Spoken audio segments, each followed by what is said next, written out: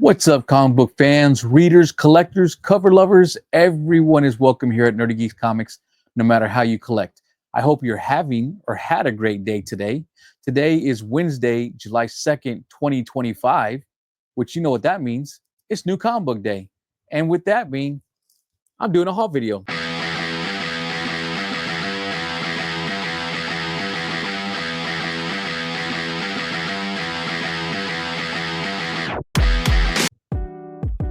Okay, let's get to the comics. I have a decent stack here. Not too many DC or indies. It's a very heavy Marvel week, but let's go ahead and get to the comics. So first off, I have Charlemagne the God presents Illuminati #1. This is issue 1 of 5. And of course, this is the homage to the DMX Flesh of My Flesh cover, Blood of My Blood, from his album. So this is supposed to be a conspiracy theory where the Illuminati is real, and if you want fame and fortune, you can make a deal with them, but it's going to come at a heavy price. So looking forward to see how this one turns out.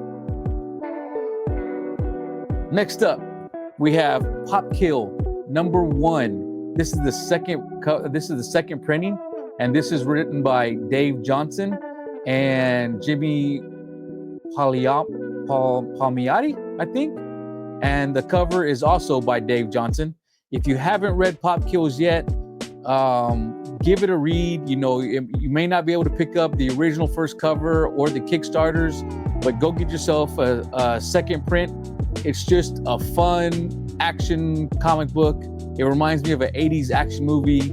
You know, the story is actually really good too. Don't get me wrong. It's not just action and that's it. It's a good story. You know, it's an interesting story. I had a lot of fun with this. I'm sad it ended at only 4 issues, but go pick it up if you haven't had a chance. There's also a blank cover. I did pick up a couple of those. Hopefully when I go to NYCC in October, maybe I can get Barrio to do a cover for me. That would be pretty cool. And then here we have Power Rangers Prime #8. And of course I had to pick this up because the cover's done by Dan Panosian. Love Dan Panosian's work, so that's a great cover right there. And this one I actually did not pre-order, and I did not pick it up on New Comic Book Day. My shop put it in my box because they already know I'm a Dan Panosian fan. So they went ahead and said, hey, we put another one in there. So if you don't want it, let us know. But if we know you like him, so here you go. So I appreciate that. Always good whenever your comic shop's looking out for you. And now moving on to DC, we have Gotham City Sirens Unfit for Orbit #1. This is written by Leah Williams, and the cover is by EOM. And we have a great cover of the Sirens right there. You got Harley, Catwoman, and Poison Ivy. Looking forward to reading this. Next up, Justice League versus Godzilla versus Kong 2, and this is issue #2. So here we go. The first series was really good so far. The first issue of this was good also. This is written by Brian Buccellato. Hopefully I said that right. And the cover is written. The cover is done by Christian Duce and Luis Guerrero. So great cover right there. And I also picked up another cover. And this one is by Yasmin Putri, I believe. Yeah, Yasmin Putri did this one. You see Harley over there making sure Killer Croc gets a nice shot of her with Godzilla in the background. You know, like we would all do if we had the opportunity. And that's it for DC and Indie. Now we're going into Marvel. And like I said, it's a Marvel heavy week. So here we have Godzilla versus Thor #1, the one-shot. This is the final one-shot of the Godzilla versus series with Marvel. Next up, we're going to have Godzilla Destroys the Marvel Universe. And this is written by Jason Aaron. And the cover is by Aaron Cooter. Nice cover there. So far, I have not really loved these Godzilla versus, Spider-Man, X-Men, the Avengers. Probably not going to like this one either because they're mostly cover buys. But like I said before, they're kind of made for kids. And if it's going to bring kids and new readers into the hobby, I'm all for it. There's nothing wrong with books being written just for them, just like there's nothing wrong with books being written for people who have been reading for 60, 70 years. You got to find your niche and jump in somewhere. And here we have the Lee Garbett cover. And these boxing, poster covers have been great in all the Godzilla series. And my last Godzilla book, this is the 1 in 25 Clayton Crane. It's a great cover right there. Godzilla looming over Thor. Thor's charging up his hammer, getting ready. Great cover right here. Next up, we have Deadpool kills the Marvel Universe one last time. And this is issue 4.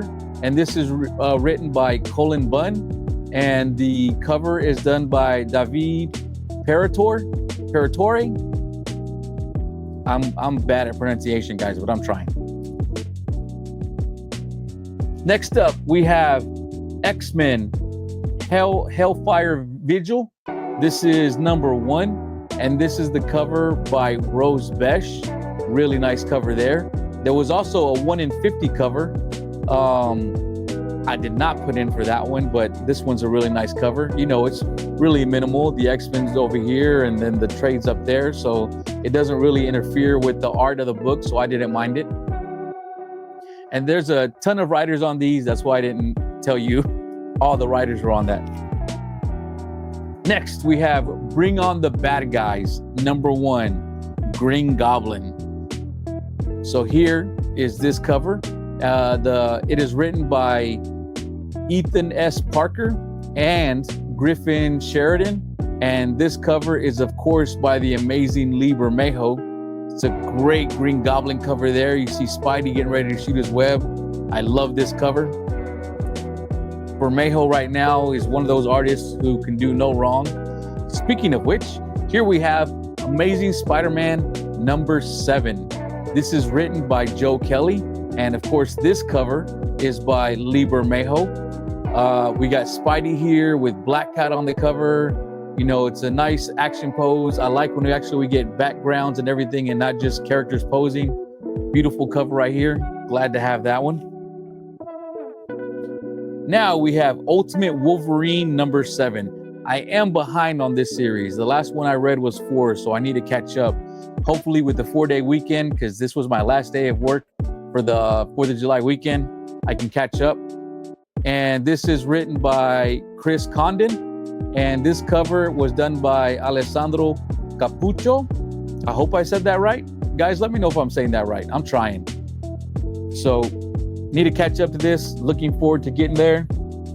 And as I've said before, if you've watched me before, I am a huge Lucio Parrillo fan. I hope I'm saying that right. I'm probably putting the Mexican way of saying it as opposed to the Italian, but forgive me if I am. And here's his Wolverine. I wasn't too keen about the short claws. I'm just going to say that maybe they're popping out, so they haven't fully made it yet. But, I can't pass up Lucio Parrillo, so I picked it up. And here we have Spider-Gwen, the Ghost Spider, number 15. This is actually the last issue of the series. They're going to do a new series starting out with the new number 1 again.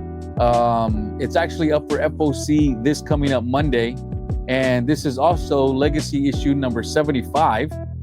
And this is written by Stephanie Phillips. And the cover is done by Mark Brooks. And this is just a great Spider-Gwen cover right there. Gorgeous cover. And guys, we're down to the last 2. And I was excited about this one, but I was a little hesitant because, this character is hit and miss when they have their own series. But I already read this. This is the first book I read when I picked up my comics. And I actually really enjoyed it. This was a really good read. And this is Captain America #1, the new series. This is written by Chip Zdarsky, and this cover is done by Ben Harvey. Great Captain America right there with the American flag in the background. I'm gonna guess that's somewhere around Times Square somewhere. But yeah, just a great cover right here. Love this. And then I also picked up the Pablo Villalobos cover. So this is a great cover of Cap. Looks like he's probably in the back of a C-130. You know, the ramp's been dropped and he's just, you know, falling out the back with his parachute, you know, ready to go like Cap always is. This is a great cover. I think there was a 1 in 100 or 1 in 200 of this. Out of my price range, guys, you know, I'm happy to have this one. I actually like that they put the Captain America trade behind him, so it's not covering up, you know, the artwork. So, you know, whenever they're able to do that with the trade, I don't mind that. When the trade is covering up the character or covering up part of the art, that I can get, you know, maybe I don't like and I'll try and pick up the version of that. But with this one, I didn't need it. I'm happy with this one.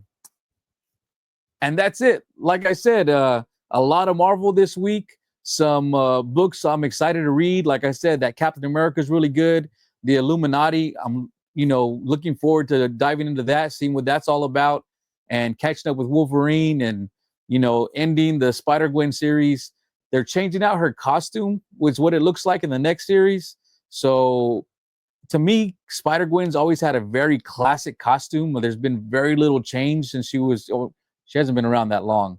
But there's not been a lot of change to her costume. I don't know why they would want to change it now. Never heard anyone say anything wrong about what her costume is or the colors. So maybe it'll be just one of those things where, oh, we'll change it, then they go back. But anyways, guys, it's not up to me. So I appreciate y'all watching. You know, if you don't mind, please like, subscribe, you know, leave a comment. Let me know what you thought of Captain America or what you thought of the Illuminati series, or if you're looking forward to the new Spider-Gwen, or maybe you do like the costume. Whatever it is, guys, let me know. I appreciate you watching. I'll see y'all next time.